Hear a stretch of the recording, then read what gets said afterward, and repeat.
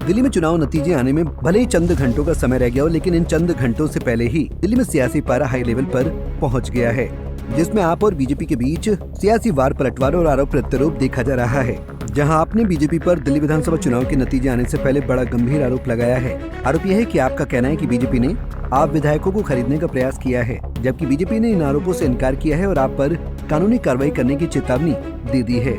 ऐसे में विधानसभा चुनाव के नतीजे आने से पहले ही दिल्ली जंग का अखाड़ा बनती नजर आ रही है, जिसको लेकर अब कई सारे सवाल भी उठने लगे हैं कि क्या बीजेपी ने सच में आप विधायकों को खरीदने की कोशिश की है, और अगर की है तो उससे बीजेपी को क्या फायदा होगा।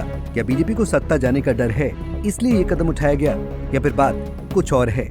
ऐसे में इन सभी संशयों से पर्दा उठाते हुए आपको विस्तार से बताते हैं कि आखिर पूरा मामला है क्या और क्यों आपने बीजेपी पर ये गंभीर आरोप लगाए। दरअसल दिल्ली में सरकार बनने से पहले ही राजधानी की सियासत तूफान पर है, जिसमें आम आदमी पार्टी और बीजेपी के बीच सियासी खींचतान का माहौल बना हुआ है।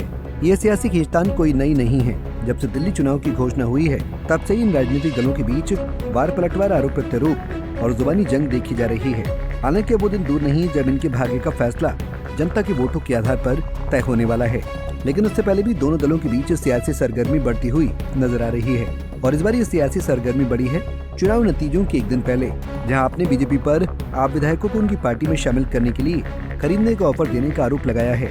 आप पार्टी के प्रमुख अरविंद केजरीवाल ने विगत 6 फरवरी को अपने सोशल मीडिया अकाउंट एक्स पर एक पोस्ट किया, जिसमें उन्होंने दावा किया कि आपके 16 उम्मीदवारों को बीजेपी की ओर से मंत्री पद और पार्टी बदलने पर 15-15 करोड़ रुपए देने का प्रस्ताव मिला है।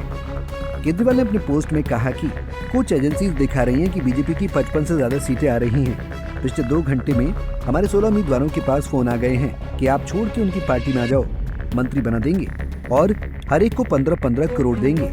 अगर इनकी पार्टी की 55 से ज्यादा सीटें आ रही हैं, तो हमारे उम्मीदवारों को फोन करने की क्या जरूरत है।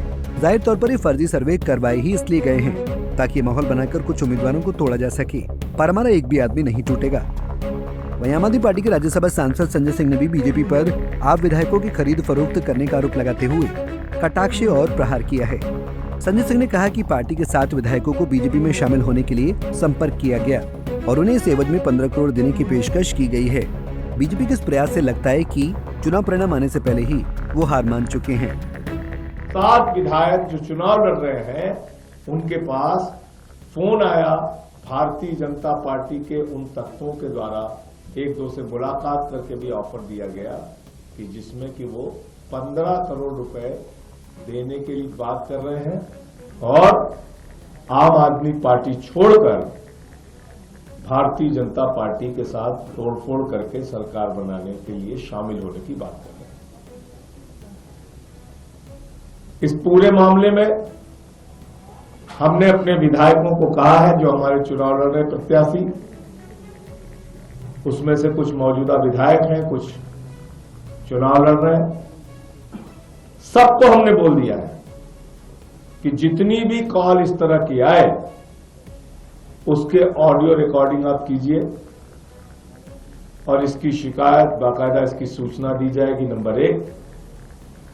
और दूसरा, अगर कोई आपसे मुलाकात करके ऑफर करता है तो उसका वीडियो बनाइए हिडन कैमरा लगा के और उसकी सूचना मीडिया को और सबको फिर दी जाएगी।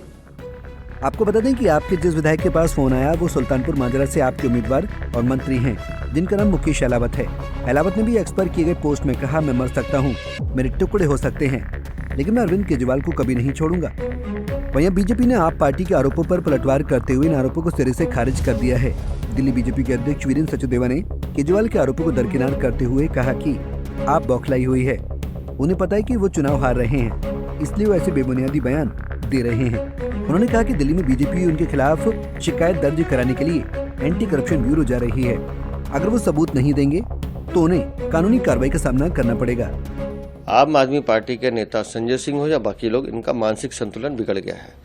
एग्जिट पोल से ही इन लोगों की भाषा बदल गई है, लेकिन इन लोगों को ये समझना पड़ेगा कि आप पत्थर मारेंगे और भाग जाएंगे तो ऐसा होने नहीं देंगे।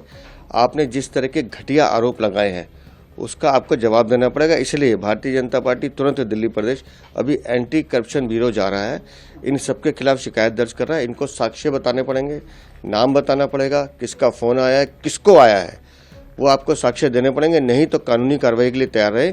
क्यों? क्योंकि आपके स्वभाव में है। आतिशी मार लेना अभी तक जमानत पर है एक मामले में। अरविंद केजरीवाल 6 बार हाथ जोड़ के माफी मांग चुके हैं हमारे नेताओं से। तो इस बार संजय सिंह और बाकी लोगों की बारी है। आप झूठ बोलोगे और भाग जाओगे, ऐसा होने नहीं देंगे। बहरहाल दिल्ली चुनाव की निर्णायक घड़ी आ चुकी है, जिसका परिणाम चंद घंटों बाद 8 फरवरी को स्पष्ट हो जाएगा। हालांकि अभी ये तय नहीं है कि कौन विधायक बनेगा और किस दल की सरकार बनने वाली है। लेकिन उससे पहले इस तरह के आरोप प्रत्यारोप से एक बात तो साफ है कि इस बार दोनों दल दिल्ली में अपनी अपनी पार्टी की साख बचाने के लिए और अपनी पार्टी की सरकार बनाने के लिए कोई भी गलती नहीं करना चाहते हैं। वहीं एग्जिट पोल के नतीजे आने के बाद से ही दोनों पार्टियों में हलचल देखी गई है। ऐसे में अब ये देखना है कि दिल्ली में किसे मिलेगी सत्ता की चाबी और कौन बनेगा अगला मुख्यमंत्री। Bureau report, Punjab Kesari TV. हमसे जुड़े रहने के लिए हमारे YouTube चैनल को सब्सक्राइब करें और नई वीडियो की नोटिफिकेशन के लिए बेल आइकॉन को दबाएं।